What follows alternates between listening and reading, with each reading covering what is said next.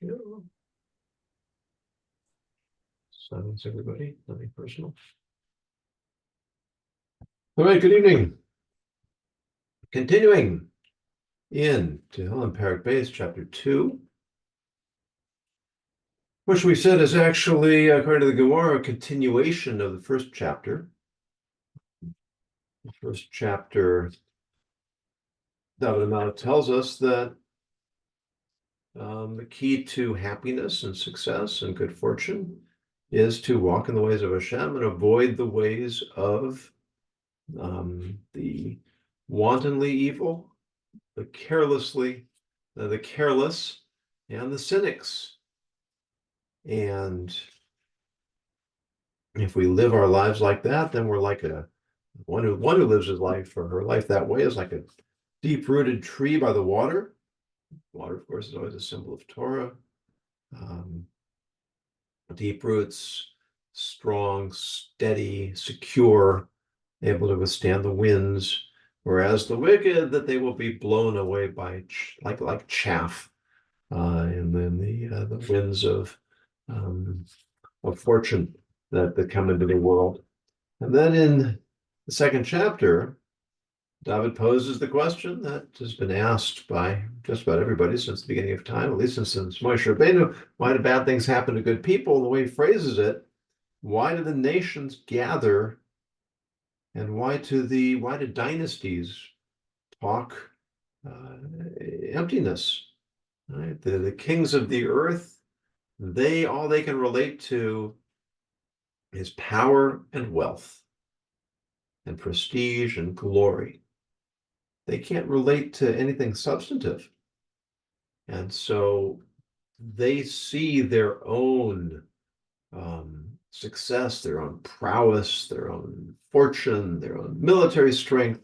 That's the sign of success, and especially when it goes on for generations in an empire. And then they conclude, as superficially one might, that they've got the key to successful living, and that really God is not terribly involved in the world because there's no evidence of him.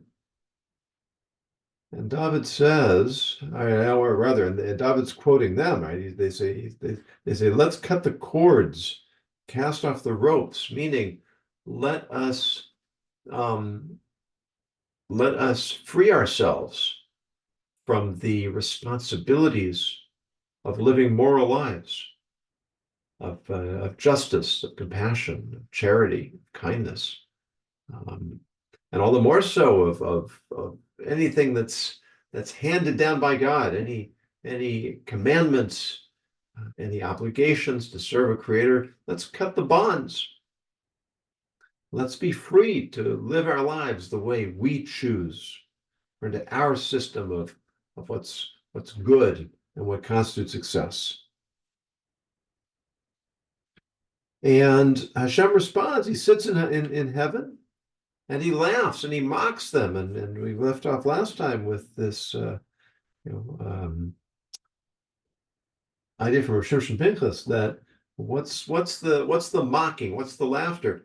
It's that not only are they depriving themselves of reward and life in the next world, but they're even depriving themselves of quality of life in this world.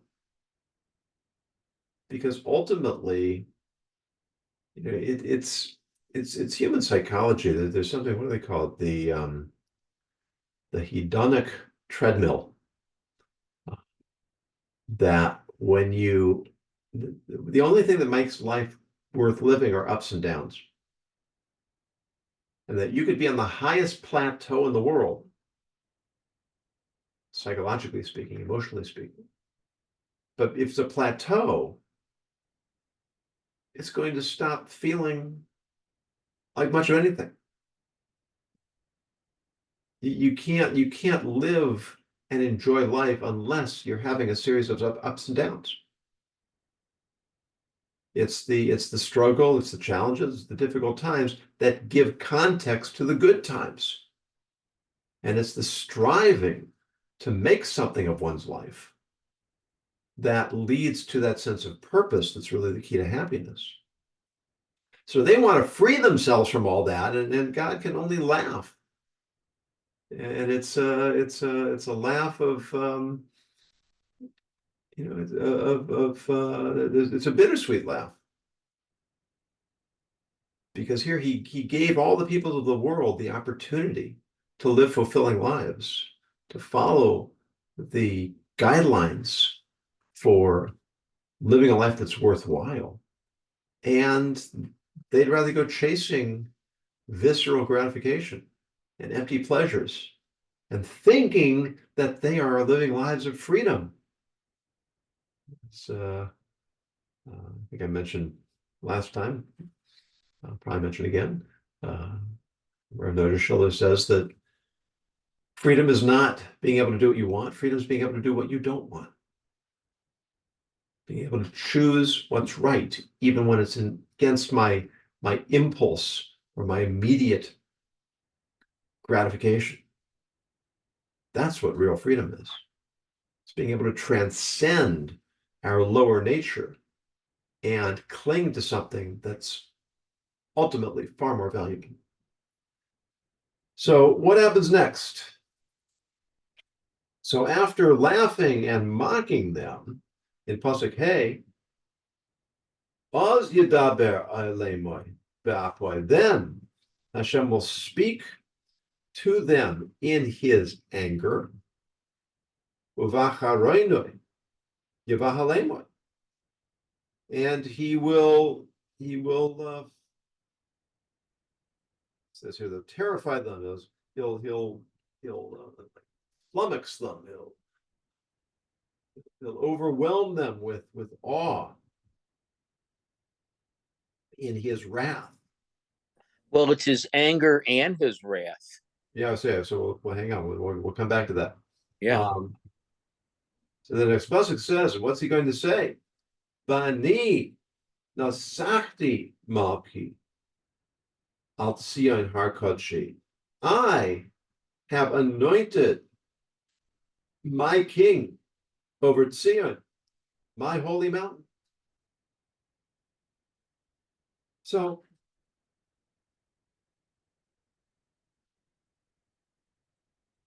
it says that he will speak to them in his anger, and in his wrath he will terrify them.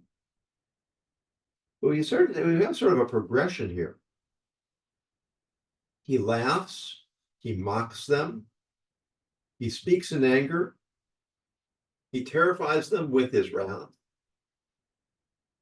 It's always a challenge for us to interpret what exactly does this mean when it describes God having human emotions. What exactly does that mean? If God is perfect, which he is, if he's infinite, which he is, if he has everything self-contained, which he does, that implies that he is without flaw. And if he's without flaw, then he can't experience negative emotions. Because he can't really get angry. What is anger? The sages say that anger, one who gets angry is like he worshipped a Vodazar. I think we've talked about this in the past, that if I'm angry, it means I think things are not the way they're supposed to be. Well, if things are not the way they're supposed to be, there are only three explanations. Either God is not in charge, he's not running the show, or he doesn't know what he's doing, or I'm mistaken. Which of those is more likely? So if I'm mistaken about things not being the way they ought to be, then why am I angry? My anger means I have some lack of belief or trust in God. Either I don't trust his intentions, or I don't trust his understanding, or I don't trust his power. And that's idolatry. So if anger is like avodah zarah, we can't attribute anger to God. God doesn't practice avodah zarah. So it must mean the way one should raise a child is that when a little child does something wrong, sometimes older children, even more so, the proper way to parent is to act angry. Just thought of this when I was in teaching in Atlanta, and this group of seventh grade boys. These are the sweetest kids you ever saw in your life. They'd all come in from public school. They knew nothing about Yiddishkeit, and they were just desperate to learn. That's just nice, well-behaved, just like sponges. They wanted to learn everything. And I never had any discipline problems with any of them. And one day, this senior walks in. I was teaching in the base medrash, and he starts going into looking for something in the lockers. He's just opening, banging doors, and completely oblivious as a class going on. And I just turned around and I lit into him. What a chutzpah! Who do you think you are? You can't see what's going on here. You think you own the place? You have no respect for other people. And I'm really letting him out. And sorry. And he walked out. And I turned back to the class, and they're just looking at me like this. They'd never seen me get upset. It's like they couldn't believe what happened to our rabbi. So I said to them, let me tell you something. I wasn't really mad at him. I just wanted him to think I was. So, oh, that's so cool. But I wasn't being completely honest. It really was. Because he's somebody who should have known better. But this is the way you parent a child. Like, you can't sit down with a 2-year-old and have an intelligent conversation about what's right and wrong. You have to communicate it in a nonverbal way that's appropriate for their level of intellect. And so God has to communicate to us that we have done something worthy of anger. Now, when it comes to laughter or mocking, well, what about that? Are those, I suppose laughter in a sense is a positive emotion. So you could have a whole class about where does laughter come from? Where does humor come from? It all comes from irony, from incongruity. Things that are not things that are forced into juxtaposition that don't really belong together. So when it says that God laughs or God mocks, what I think it's really telling us is that Hashem is taking note of the incongruity of their actions, that they're trying to free themselves. And what they're really doing is they are harming themselves by rationalizing behavior that actually cuts them off from the source of what's good in the world. And his response is to rebuke them. Because really, Hashem wants all of his creations to do tshuva. He wants all of his creations to be good. Right? When the Malachim started singing Shira after Kriyas Yamsuf, the splitting of the sea, Hashem rebuked them. He said, why are you celebrating? My creations are being destroyed. For the Jewish people is different because those creations were trying to kill them. They were singing the song of salvation, but the Malachim, the angels, they were never in danger. And they shouldn't have been celebrating that way. So here, Hashem wants these kings of the world to get their act together, to use their power to do good for the world. And so he's communicating to them something that will terrify them. Says, I have anointed my king over Israel, over my holy place. And you, thinking that you have the power, you thinking that I don't have the power to do what I want. No, you've got it backwards. I'm only letting you have the opportunity to choose what to do, and you're making the wrong choice. So now,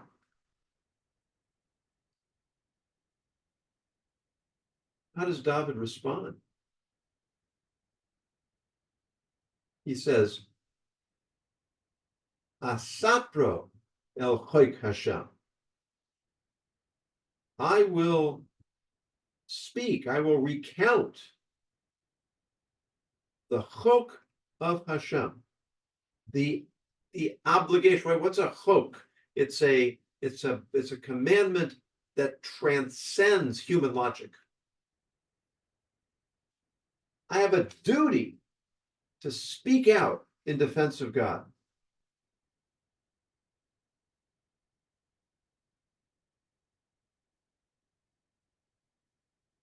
That which Hashem said to me, Omer Eli, Beni Ata, you are my son. Ani hayayim yaladaticho. I have given birth to you this day. What does that mean? It means that anytime a person aspires to connect with Hashem, to be a representative of Hashem in the world. What was the Kiddush Hashem? We've talked about this many times. Kiddush Hashem means I live my life in a way that people look at me and see godliness. That's a Kiddush Hashem.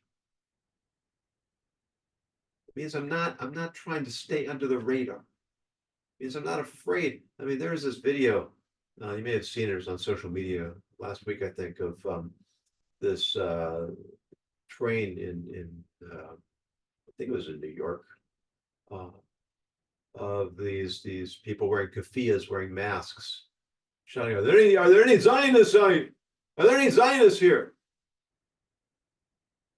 You know, and I really spent a lot of time thinking, you know, what would I do in that situation?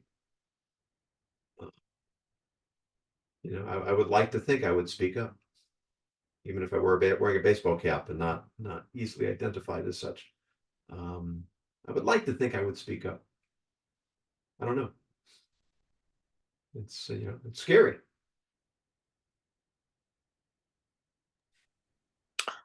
Unless you're in the actual situation, in the actual here and now, Yeah. you don't really know what you would do. You can you can anticipate, you can hypothesize, you can dream or wish, and I would stand up, I would take 10 of them out with me, and blah, but you don't know what you do unless it's actually happening. That's right. But it's worthwhile for us to think about those types of things, right? To ask ourselves the question, and if and of course we don't know for sure, but to ask ourselves, how can I cultivate my thinking and my mindset to increase the chances that when something like that happens, I'll respond the way that objectively I know I should. You know, it's this is something that Jordan Peterson talks about a lot. These people who you know, they say you know, if you know, if they lived in Germany in the 30s, they wouldn't have joined the Nazi Party. Oh, really? Right. You're so sure. So sure you would be on the right side of history when the whole country is going along. You're going to be different. What are you doing to demonstrate that you have that kind of moral clarity and moral courage? That's what we're seeing from David here. And when somebody speaks up on behalf of Hashem, on behalf of the Torah, on behalf of what's right and what's good, that person is God's son, God's child. It's like they are born anew. They find within themselves this strength become a new person. And the Medrash says that this whole thing really is talking about the times of Mashiach. That this is all the great powers of the earth, the foreign kings, they're going to be forced to recognize that Hashem hu Elohim, Hashem is God, and that the descendant of David, Mashiach, is his chosen king, the one true king of the world. And it will suddenly become as if all the suffering of the world never happened. That's why they're called the birth pangs of the Messiah. Because a woman goes through labor and it's horrible to go through and it's horrible to watch. But the moment the baby comes out, it's over. Not like other types of pain where there's residual pain. It's over. Mm-hmm. And that's what it will be like. So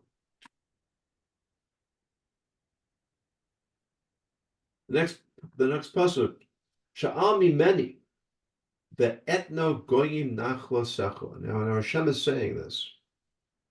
Right? You are my son, I've begotten you this day. Ask of me, and I will make the nations your inheritance.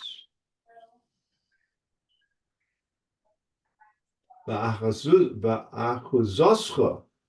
afse aretz. And I will make the ends of the earth your possession. Now, there are two interpretations of this. One is that all of the wealth of the world will ultimately become property of the Jewish nation. And the other is that all of the nations of the world will recognize God and will recognize the special place. That's what it means to be, that we will become an Or Lagoim, a Mamleches Kohanim, a kingdom of priests. We will be the ones who serve Hashem on behalf of all the people of the world. Our verse says that all the nations will become part of this great mission. Now, there's a fascinating Chazal teaching from the sages that when Mashiach comes, all the nations are going to come before Hashem and they'll say, Rabbeinu Shalom, Master of the world, everything we did for you. That's a pretty wild statement, isn't it? All of those, towering office buildings in Manhattan, and all the cruise ships, and all the casinos, and all of the football stadiums. And they did this. The Nazis did all this for Hashem. Really? Is that a convincing argument? And the truth is, it will be in their minds because they will recognize how everything in the world ultimately contributed to Hashem's plan. That's the greatness of God, is that He wants us to do what's good. He wants us to do what's right, but there's nothing we can do to derail His plan. Whatever we do, He will incorporate that into the fulfillment, the ultimate fulfillment of His plan. And so when Mashiach comes and all of this is revealed, they'll actually have what seems to them a sound argument. Look, we can all see how all of this brought about a greater glory of God. Everything we did for you, Hashem. So what's the problem with their logic, their reasoning, and their argument? Yeah, but you didn't intend any of that. You intended to be the opposite. Hashem turned, it's like turning Bilam's curses into blessings. Bilam doesn't get credit for giving us blessings. It's Hashem that changed the words in his mouth. And it'll be the same thing here. That they'll try, because they'll be forced to recognize the greatness of Hashem. And so, Pasuk Tes, the Royim, the Shevet Barzo. Right? You will smash them. This, I was talking to David and the Jewish nation. You will smash them, right? Those kings, with an iron rod. Kikli Yoitzer to Napsim, shatter them like pottery. Right? Because think about what pottery is. It's a useful kli, a useful vessel, but it has no structural strength. No integrity. Bumps it. What's that? No integrity. The moment something bumps into it, it just goes to pieces, literally. Yeah. And this is what's going to be the great empires, the great institutions. They'll all be exposed as nothing. And you can actually see this in history. Go through the great empires, the Assyrians, the Babylonians, the Greeks, the Byzantines, all of these empires that ruled the world and seemed unbeatable. It seemed like they'd just be there forever. And what happened to them? And now just archaeological evidence. The Atamalachim Haskilu. And now kings, speaking of the Gentile kings, the kings of the nations, now kings, Haskilu, be wise, think, use your rational minds. Kivasru shayfei aretz. Be disciplined, judges of the earth. Your job, kings, is to rule and preserve the peace and to help people flourish. Your job as judges is to do justice. Don't serve your own purposes. Serve the ideals for which you claim as your own. Yud Aleph, Ivdu es Hashem b'yira, serve God with fear, the Gilu b'ra'ada, and rejoice with trembling. Right? Service is only possible when there's an element of fear. Yes, we are supposed to serve Hashem with love, but if it's only love, there are no boundaries. There's no accountability. It's a free-for-all. There has to be a sense of accountability, of consequences, of hierarchy. Hashem's not my buddy. Hashem's my God. He's the king who reigns over kings. And joy, ultimate joy, is when there is that sense of place. I know where I belong. I know what my job is. I know what my role is. I know how to define my relationship. Then I can truly rejoice in what I'm doing because I understand my purpose in life, and I have a mission, and I have something to contribute. And I'm not just fulfilling my impulses, my feelings, and what's good in my eyes. I'm doing what's good in God's eyes. Nashku var pen yanaf v'soivdu derech ki yivar kimat apoy.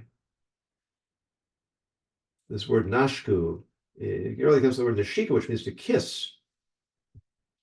Means to desire with great passion. Bar, which is purity. Lest Hashem will grow angry. And he will destroy your way. Again, still speaking to these Gentile nations. And Hashem doesn't only want the Jewish people to be close to him. He doesn't only want us to do right. He wants the whole world to do right. Ki yivar kimat apoy. For in a brief moment, his anger can blaze. Ashrei kol chosei vod. And praiseworthy are those who seek his protection, seek his pity, seek his compassion, who put their trust in him. This is a vision of what will happen in the times of Mashiach.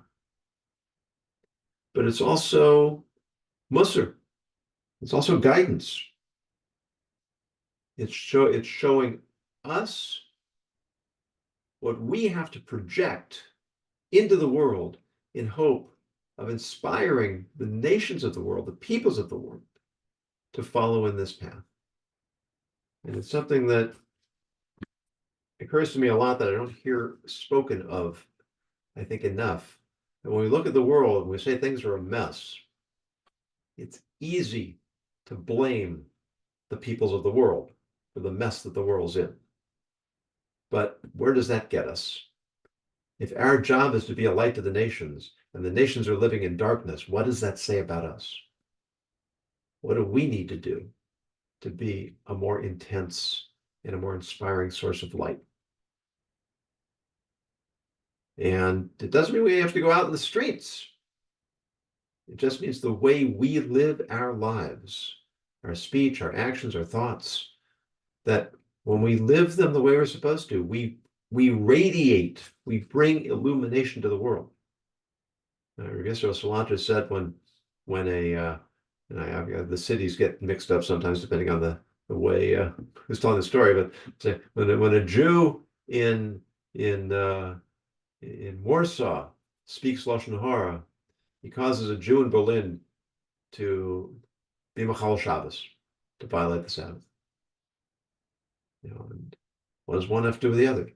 The Jews in Warsaw, they knew a lot more. They were more learned. They were more devout. The Jews of Berlin were much more modern and assimilated.